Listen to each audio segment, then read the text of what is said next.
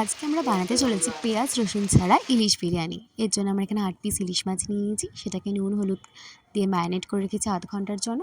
তারপর এখানে আমরা 150 গ্রাম মতো জিরে, গোটা জিরে শুকনো কড়াইতে রোস্ট করে নিয়ে ওটাকে পেস্ট করে নিয়েছি। তারপর এখানে আমরা কাঁচা লঙ্কা বাটা ইউজ করব। আর কাঁচা লঙ্কা বাটাটা আপনারা যেরকম ঝাল খান সেরকম পরিমাণ মতো ইউজ করবেন। তারপর আমরা এখানে শুকনো লঙ্কার গুঁড়ো দেবো 3 টিস্পুন মতো, আর 2 টিস্পুন মতো কাশ্মীরি লঙ্কার গুঁড়ো দেবো।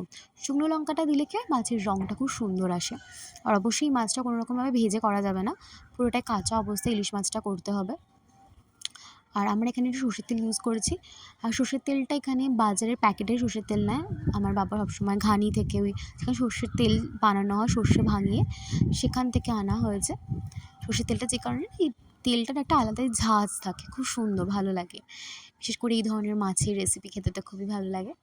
আর মাছগুলোকে খুব সুন্দর করে মাখিয়ে নিতে হবে যাতে প্রত্যেকটা মাছের গায়ে সুন্দর করে মশলা লেগে যায়। তারপর আমরা এখানে একটা মোটা কড়াই ইউজ করেছি। সেই অ্যালুমিনিয়ামের কড়াইটা যাতে একটু থিক টাইপের হয়, নাহলে মাছগুলো পুড়ে যেতে পারে, ভাতগুলো পুড়ে যেতে পারে, কারণ এটা পুরোটাই ভাপে হবে। তারপর আমরা একটা ভাতের একটা মোটা লেয়ার ইউজ করেছি। এবার তারপরে মাছগুলোকে খুব সুন্দর করে সাজিয়ে দিয়েছি একটা একটা করে।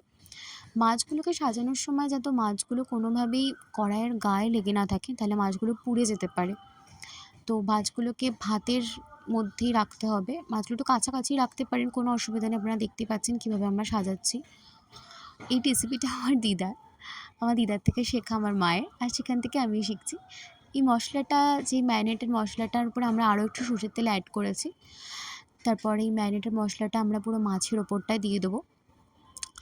এরকমভাবে কড়াইয়ের গায়ে দেবো না, কিন্তু পুরো মাছের ওপরটাতেই দেবো, যাতে আস্তে আস্তে এটা নিচে সিপ করে যায়। তারপর আমরা এখানে আবার একটা ভাতের লেয়ার করে দিচ্ছি। এই ভাতের লেয়ারটা করার পর আমরা ওই যে থালাটার মধ্যে থেকে আমরা মশলাটা নিয়ে মাছের ওপর দিচ্ছিলাম, তার উপর একটুখানি জল দিয়ে আমরাও এখানে আমরা 2 কাপ মতো জল দিয়েছি, 2 টি কাপ মতো। সেই জলটা কিন্তু আমরা ভাতের সাইডে সাইডে দেবো, কখনই মাঝখানে দেবেন না যেখানে মাছগুলো রাখা আছে, তাহলে মাছগুলো ঠিকমতো ভালো লাগবে না খেতে। এভাবে সাইডে সাইডে ছড়িয়ে দেবো। তারপর কড়াইটাতে এমনভাবে বসাতে হবে যেন কোনোভাবেই কোনো স্টিম কড়াই থেকে না বেরোয়। আমরা এখানে একটা ভারী গামলার উপর জল দিয়ে আবার উপরে বসিয়ে দিয়েছি, যাতে স্টিমটা খুব ভালো রকমভাবে হয়। তারপর দেখতেই পাচ্ছেন যে এটা স্টিমটা মোটামুটি 15 মিনিটস ফার্স্টে হাই ফ্লেমে রাখা হয়েছিল, তারপরে 20 মিনিটস লো ফ্লেমে একদম, তারপরে আবার 15 মিনিটস মতো আমরা এখানে মিডিয়াম ফ্লেমে রেখেছিলাম। তারপর নামানোর আগে 10 মিনিটস মতো আবার হাই ফ্লেমে রেখেছিলাম। তারপর মাছগুলোকে এরকম একটা একটা করে একটা থালাতে তুলে নিয়ে এইভাবে রাখতে হবে। প্রথমে আমার মা হাতা দিয়ে তুলছিল, তারপর দিদা বললো যে না, হাতা দিয়ে ভেঙে যাচ্ছে মাছগুলোকে, খুন্তি দিয়ে তুললে বেশি ভালো হবে। তারপরে নিচে যে ভাতগুলো রয়েছে সেগুলোর সাথে আমরা পুরো ভাতটাকে মিশিয়ে নিয়েছি, সাদা ভাত যেগুলো ছিল আর কি নিচে। এই টাইমটাতে আপনারা নুন অ্যাড করতে পারেন। আমরা যেহেতু নুন দিয়ে মাছে ম্যারিনেট করে রেখেছিলাম, তাই আমরা আগে কোনো নুন অ্যাড করিনি, কারণ তাহলে মাছগুলো বেশি নুনতা হয়ে যেত। আর দেখতে পাচ্ছেন আমাদের বিরিয়ানি রেডি। মাছগুলো পুরো সেদ্ধ হয়ে গেছে, আর খেতে ভীষণই টেস্ট হয় বিরিয়ানিটা।